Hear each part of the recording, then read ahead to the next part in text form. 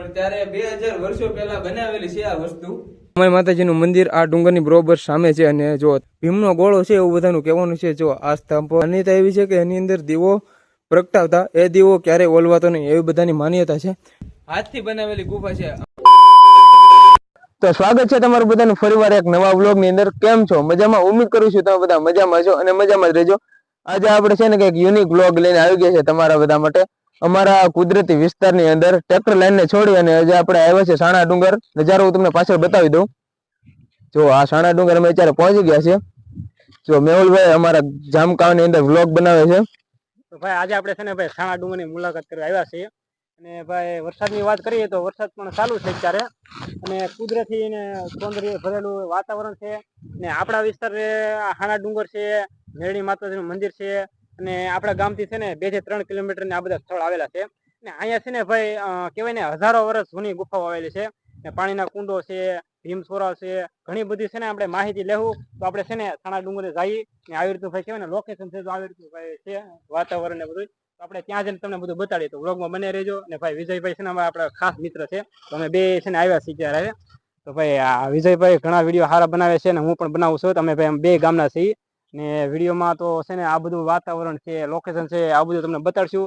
છે ને આપણે દરરોજ ટ્રેક્ટર હાંકતા હોય ને ત્યારે આપણી પાસે માઇક નથી હોતા, સિમ્પલ આપણે વ્લોગ બનાવીએ છીએ. પણ જો આજે માઇક છે ભાઈબંધના તો ટ્રાય કરીએ છીએ કેવો વોઇસ આવે છે કે નહીં.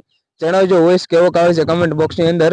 ટ્રેક્ટરમાં આપણે દરરોજ ટ્રેક્ટરનો અવાજ આવતો હોય છે બહુ, એમાં બહુ ક્લિયર મારો અવાજ નથી આવતો. પણ જો આજે માઇકથી ટ્રાય કરીએ છીએ અને જો સારા માઇકનો વોઇસ આવે તો આપણે આવા માઇક લઈ દઈશું એટલે જેના લીધે તમને વ્લોગ જોવાની બહુ મજા આવે. બાકી તો તમને સાણા ડુંગરનો વ્યૂ બતાવવાનો છે કુદરતી એકદમ. આજે આપણે સાણા ડુંગર તો જો આપણે અહીંયા સામેના ડુંગર ઉપર વહેવા છીએ જ્યાં મોમાઈ માતાજીનું મંદિર છે ત્યાં. અને જો અહીંથી કંઈક કુદરતી રીતનો આ રીતનો કંઈક નજારો આવે છે ચોમાસાનો. ઉનાળા કરતાં ચોમાસાનો વધારે નજારો બેસ્ટ હોય છે. જો અત્યારે આ રીતનું કંઈક લોકેશન આવે છે અહીંથી વ્યૂ. અને જો આ ડુંગરની છે ને એક બાજુ મોમાઈ માતાજીનું મંદિર અને એની બાજુમાં જો પેલા ઝાડવા નીચે તમને જે દેખાય ને મંદિર એ પુત્રાદાન મંદિર છે. અને આ રીતનું પરસ્પર એકબીજા નજીક મોમાઈ માતાજીનું મંદિર અને એની પાસે પુત્રાદાન મંદિર, આ રીતના કંઈક બે મંદિર છે ડુંગર ઉપર. અને આ ડુંગરની પ્રોપર હજી બરોબર ઉપર છે ને એક ત્યાં સમાધિ આવેલી છે, એ સમાધિ હું તમને બતાવું. નીચે મંદિર બતાવ્યું એ રીતના મંદિર છે અને આ છે ને ડુંગરની ઉપર બરોબર ઉપર છે મંદિર. જો સામે એક ડુંગર છે પ્રોપર તમને બતાતો છે અને એની સામે પ્રોપર એક ડુંગર છે. ઓલા ડુંગરની અંદર ઘણી બધી ગુફાઓ છે અને અહીંયા કુલ 64 જેવી ગુફા છે. કેટલી છે? 162 ગુફાઓ આવેલી. 162, સોરી યાર મિસ્ટેક થઈ ગઈ થોડીક. 162 જેવી ગુફા છે અને આ અત્યારે અમે છે ને હા ઉપર છે ડુંગરની અને સામે ડુંગર છે આના કરતાં પણ વધારે ઊંચાઈ છે. અને આ ડુંગરની પાછળ એક મોટું તળાવ છે, હું તમને બતાવી દઉં. જો આખું તળાવ આ રીતનું ભરેલું છે અને સામે અમારું ગામ અમારું ગામ છે. અને જો ત્યાંથી આ તળાવ ભરાઈ ગયું છે પૂરી રીતે. જો તળાવની શરૂઆત અહીંથી થઈ છે અને આ આખું ભરાઈ ગયું છે. તળાવની જે વાત કરીએ ને આ તળાવનું જે પાણી આવે છે ને એ અમારા ગામનું કહેવાય ને રૂપેણ નદીનું આવે છે અને સિઝનનો પહેલા વરસાદમાં આ તળાવ ભરેલું છે. અને ગામની જો વાત કરીને તો આપણે ગામ જામકા ગામ છે, પછી સાણા વાક્યા કહેવાય ને સાણા વાક્યા પ્રોપર છે ને ટીંબી ગામ છે, વાક્યની વસળે એક્ઝેક્ટ સીમ વિસ્તારમાં આવેલું છે સાણા ડુંગર. અને આ વિસ્તારમાં છે ને જિલ્લાની જે વાત કરીએ તો અમરેલી જિલ્લા અને ગીર સોમનાથ જિલ્લાની સરહદ ઉપર આવેલું છે. અને અહીંથી કહેવાય ને મેરડી માતાજીનું મંદિર આવેલું છે, અહીંથી 2 થી 3 કિલોમીટર થાય છે. એ પણ આપણે પગપાળા જવાનું છે. અત્યારે શું છે કે આપણે સાણા ડુંગર આવી જશે તો ટાઈમ રહેશે તો આપણે મેરડી માતાજીને તમને દર્શન કરાવીશું, ત્યાંનું જે વાતાવરણ છે લોકેશન એ પણ બતાડશું. તો વ્લોગમાં બને રહેજો. તમે છે ને ક્યારેક ગીર વિસ્તારમાં ફરવા આવો ને તો સાણા ડુંગરની અવશ્ય મુલાકાત લેજો. કારણ કે તમે સાણા ડુંગર આવશો ને ત્યારે તમને હકીકતમાં આવશો ને ત્યારે તમને સમજાશે કે અહીંયા વસ્તુ શું છે અને કેટલું સુકૂન મળે છે. બાકી જો સાણા ડુંગરથી તમારે ખડિયા જવું હોય ને તો 3 થી 4 કિલોમીટર થાય છે. અહીંયાથી તમે જઈ શકો. ત્યાં પણ એક કંઈ ઘટિયાની એવી જગ્યા છે, જોવાલાયક સ્થળ છે, મેલડી માતાજીનું મંદિર છે. અને બાકી ભાઈ અમારા વિસ્તારમાં આવો ને એટલે તમને ક્યાંક ને ક્યાંક વસ્તુ શીખવા મળે અને જોવા જાણવાની વસ્તુ મળે. હું તમને પહેલાં આ ડુંગરની અંદર કુંડ બનાવેલા છે ને કુંડ બતાવું તમને. હું કુંડની જો વાત કરીએ ને તો આ જે પાણીના કુંડ નીચે આવેલા છે અને વરસાદ આવે છે કુંડ ભરાય એવું નથી. અહીંયા બારે મસું છે ને પાણી અંદર છે. અને બધા કહેવાનું કે જામકા વિસ્તારમાં ઘણા ખરા ગોળે વાત કરીએ ને તો કુંડની જો માહિતી છે ને એ કે ગોળિયા જે આવે ને માલધારી લોકો એ ક્યારેક આવે ને ત્યારે એ કુંડમાંથી પાણી પીવે.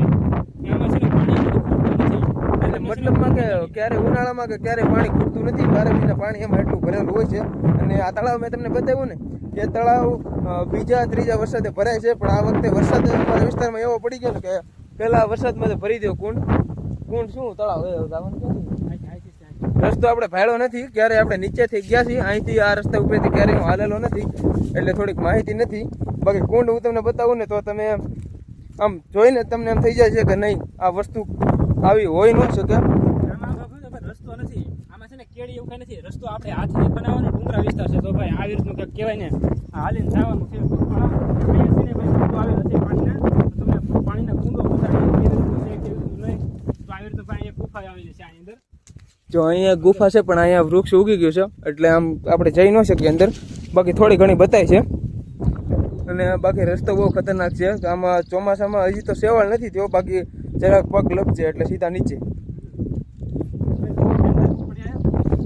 જો અત્યારે ધીમે ધીમે હાલવું પડે હે.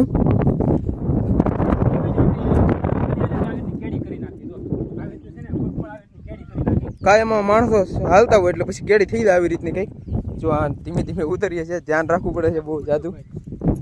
એક કામ કરીએ આપણે આમ સેલેથી લેતો ને આપણે નીચે લઈએ, નીચે ગુફા છે ને બતાડીએ આપણે. જો અહીંયા છે નીચે પણ ઉતરવું પડશે આમ આટો ફરીને, અહીંથી જવાય એવું નથી એટલે આટો ફરીને જવું પડશે.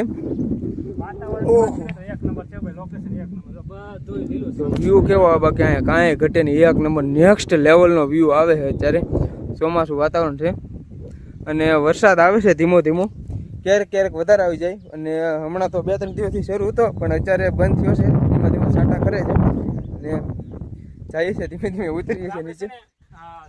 શરૂઆતમાં આવે ત્યાંથી આપણે કુંડની શરૂઆત કરીએ. એમાં કુંડો કેટલા આવેલા છે ને કેવી રીતનું પાણી છે ને એ બધું બતાડશું તમને. અને જો પાછળ તમને બતાય છે ગુફા. આ ગુફાનો ભાઈ રહસ્ય એ છે કે આ કોઈ હાથથી બનાવેલી ગુફા છે, આમ કોતરકામથી બનાવેલી ગુફા છે. આ કોઈ ચણેલી કે એવી કોઈ ગુફા નથી, પથ્થરમાંથી બનાવેલી આખી ગુફા છે. અને જો પાછળ તમે જોઈ શકતા છો આ રીતની કઈ ગુફા છે અને બધી હાથ બનાવટથી જ બનાવેલી છે. અને અત્યારે અંદર આમ પાછળ અંધારું છે એટલે તમને કઈ પાછળ બતાશે નહીં, વિડીયોમાં બતાશે નહીં કદાચ. તો જો પાછળ અંધારું છે, આની અંદર બતાય છે ચોખ્ખું. બાકી જો પાણીનું બધું એને વ્યવસ્થા કરવા માટે જો સામે બતાય ને એમાં પાણી બધું રાખવાની એવું કંઈક વ્યવસ્થા છે. અને આ રીતે કંઈક આખી હાથથી કોતરેલી ગુફા છે અને જો મોટા મોટા આવા સ્તંભ બનાવેલા છે હાથેથી કોતરીને.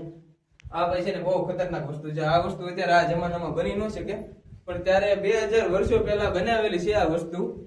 એ ભાઈ કંઈક રહસ્ય છે આનું, આપણને બહુ કઈ જાણકારી નથી. અને આ વસ્તુ અત્યારે હાથથી તો બને નહીં, બાકી પેલા પૂર્વજો 2000 વર્ષો પહેલા બનાવ્યું હતું. બહુ ખતરનાક વસ્તુ છે ભાઈ. બાકી જો આવડો મોટો પથ્થર છે અને આને કોતરીને બનાવવું એ કઈ સહેલી વાત નથી. જો અત્યારે આપણે બીજા ડુંગર ઉપર છીએ અને વાતાવરણ તમને બતાવી દો. જો અહીંયા ચારે બાજુ વૃક્ષો છે એક ધારા. અને આ જે તમને પાછળ બતાય ને આ ભીમનો ગોળો છે એવું બધાનું કહેવાનું છે. જો આ સ્તંભ 1 અને આ 2 સ્તંભ અને 3 સ્તંભ પડી ગયા છે અને અંદર ભીમનો ગોળો છે. માન્યતા એવી છે કે એની અંદર દીવો પ્રગટાવતા એ દીવો ક્યારેય ઓલવાતો નહીં એવી બધાની માન્યતા છે. બાકી જો આ રીતની કઈ ગુફા છે અને આની ઉપર હજી ડુંગરની ઉપર ઘણી બધી ગુફાઓ છે. અમે તો હજી અડધે સુધી જે માંડ પહોંચ્યા છીએ. આનીથી ઉપર પણ ઘણી ગુફાઓ છે અને આપણે 2, 3, 4 ગુફાઓ જોઈ છે. એમાંથી આ 5મા નંબરની ગુફા છે. અને જો એક ગુફા અહીંયા છે, એક ગુફા અહીંયા છે અને થોડી ઘણી ગુફાઓ જોઈ છે. અને હવે આપણે અત્યારે ટાઈમ નહીં રહી કારણ કે બહુ ઉપર ચડાય એવું નથી, વરસાદ શરૂ થઈ ગયો છે એના લીધે હવે આપણે નીચે વયા જશું. અને બાકી જો મોમાઈ માતાજીનું મંદિર એક્ઝેક્ટ આ ડુંગરની સામે છે. જો પ્રોપર મોમાઈ માતાજીનું મંદિર આ ડુંગરની બરોબર સામે છે. અને જો તળાવ કેવડું મોટું તમને પાછળ બતાતું છે. બાકી જો વૃક્ષો છે ચારે બાજુ. અને હરિયાળીની વાત કરીએ ને તો આ તમે ગીરમાં આવો ને તો તમને આનો અનુભવ થાય કે કઈ રીતનું લોકેશન છે અને શું છે. બાકી તો વિડીયોમાં તમે આનંદ લેજો. બાકી જો આ રીતનું કંઈક છે અહીંયા વાતાવરણ અહીંનું. ને વરસાદ શરૂ છે ધીમે ધીમે.